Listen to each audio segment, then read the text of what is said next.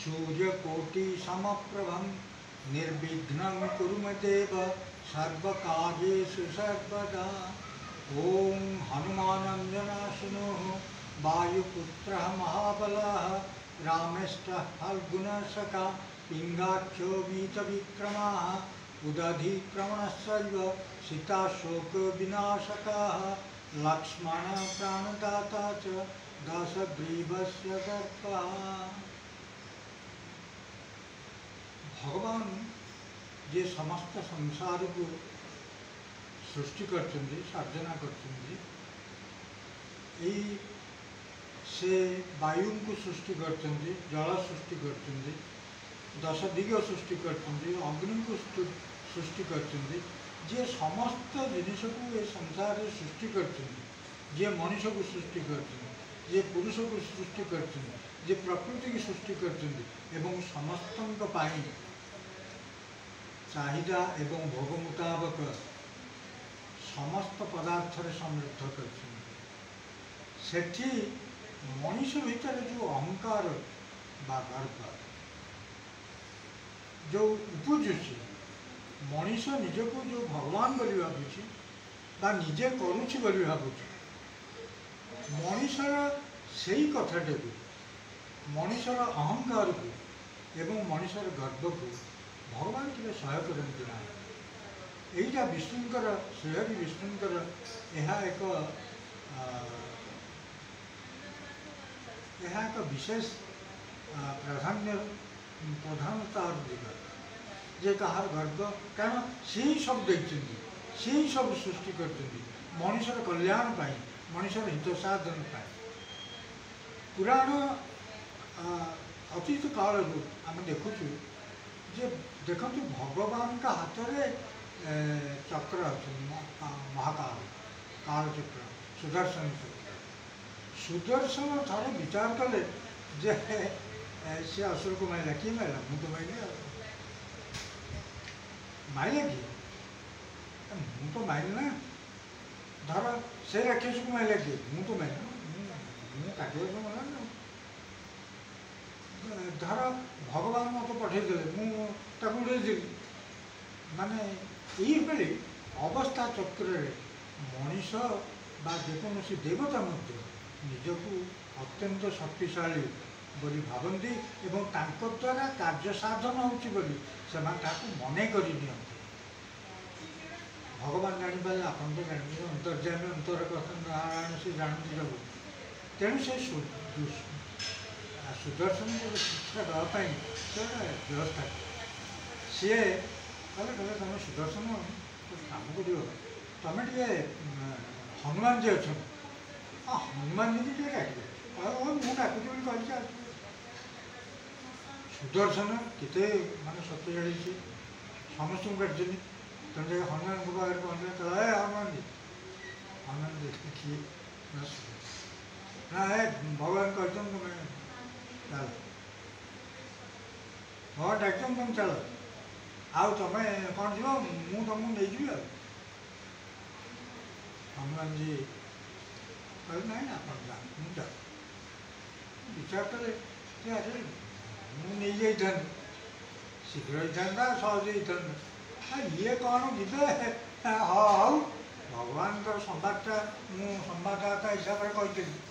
आ ना जहाँ भगवान बुझे सी बुझे सुदर्शन भगवान को पाखे पहुँचला बेलू से देखले हनुमान जी टे सुदर्शन कहली माने कहली सी कहले हाँ आसी बोली मो आगुरी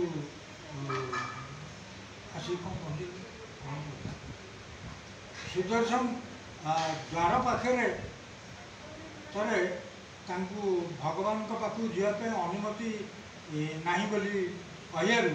से सुदर्शन को धरिकी गिरी चक्रराज सुदर्शन को से गर्भस्थ करते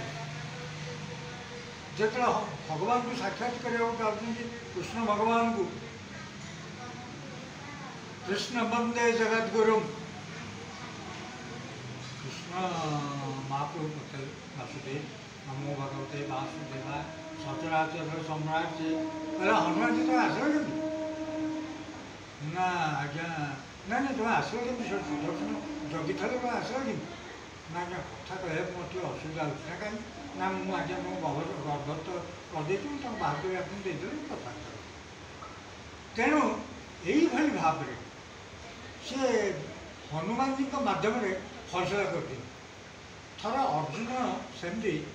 रामशिला सेतु को जो ब्रिज हनुमान जी आ समस्त मिसिक तैयारी करते दिने से गोटे रथ जाऊे अर्जुन जी से चिंता कले हाँ कौन एत बड़े कथा बता मत कही मुझे सरमाड़ी गोटे ब्रिज तैयारी कर सर गोटे ब्रिज लंका करदे आए कौन राम लगे हनुमान कौन कर सब हनुमान सहित गोटे चैलेंज कारण हनुमान को जिनसा इनसल्ट हो निंदा हो किसी विशेष कर हनुमान कहले तुम सब ब्रिज करदेव ना हाँ सांगे सांगे देख ना मु जीविता चलिक जीविता ना हाँ तुम चली जा एकादश रुद्र से तुलसीदास कहले कहले अतुलित बलधामा जहाँ शक्ति एकादश रुद्र से 11 रुद्र 11th रुद्र जहाँ शक्ति कल्पना ना तेणु हनुमान जी से सत्य गोटे ब्रिज तैयारी करदे सर हनुमान जी सारे गदा धरिक जो सेपटू पशिले सी ब्रिज हनुमान गति से माने वासुदेव को बाधा लगे गोटे जहाँ भक्त मोर ये सब असुविधा हो तेणु निजे पक्ष लगे से संभाल ना आ कथा मीमांसा बहुत आस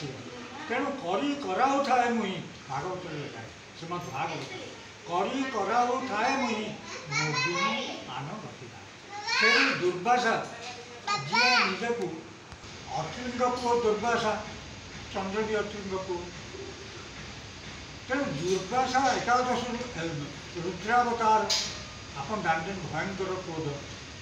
आशार भी आम देश जी टे भयंकर लोक लोक कहते दुर्वासा तेणु अनेक शक्तिमय पुरुष सी रुद्रावतार तेणु अभिशाप देवे समस्त समस्त देवता ये दुर्वासा काले कौन जदुवंश ध्वंस करते अभिशाप दे प्रति खराब व्यवहार दादन मान कले सांबभाव कले तेणु दुर्वासा दिने भगवान जड़े परम शिष्य राजा अम्बरीश पाखक जाते से दिन एकादशी पारायण मान पारणा कर तेणु दुर्वासा कहले ठीक अच्छे ऋषि आ मुझे गाधे जाइए आसने दिहरा तुलसी पत्र पाइजा सी गले नई गाधे आसुना सूर्य अस्त हो जाती कौन करे राजा बड़ असुविधा पड़े इाड़ू मारे ब्रह्मत्या सियाड़ू मारे गोहत्या दुर्वासा भय अच्छी समस्त सी फिर कही जाइए स्नान करके सूर्य ढल गले तेणु राजा अनुजपा हो गुरु को पचारे पुरोहित को पचारे पुरोहित बर्तमान मुझे कौन करी सूर्य अस्त हो ना आपण आंजुली तुलसी पाइला एकादश पाठ आसिकी से आसिक पहुँचे दुर्वासा कहले राजा मु तुम अतिथि तमें एकुटिया केमती एकादशी पारण कल तुम यहाँ ठीक है मुझे तुम अतिथि तेणु सी गोटे जटारू गोटे बाल सिंधे तृतीया या फोपाड़े राजा उद्देश्य ताहा गोटे भयंकर कृतिया है अम्बरीश को अम्बरीश भूल किसी ना तेणु हाजिर रही विष्णु भक्त से डाकिले विष्णु तृतीया और अम्बरीश को खाइब कौन तृतीया गोड़ेला जी तैयारी कर एवं गोड़ेला से ब्रह्मा पाक गले ब्रह्मा कहले मुझे करें विष्णु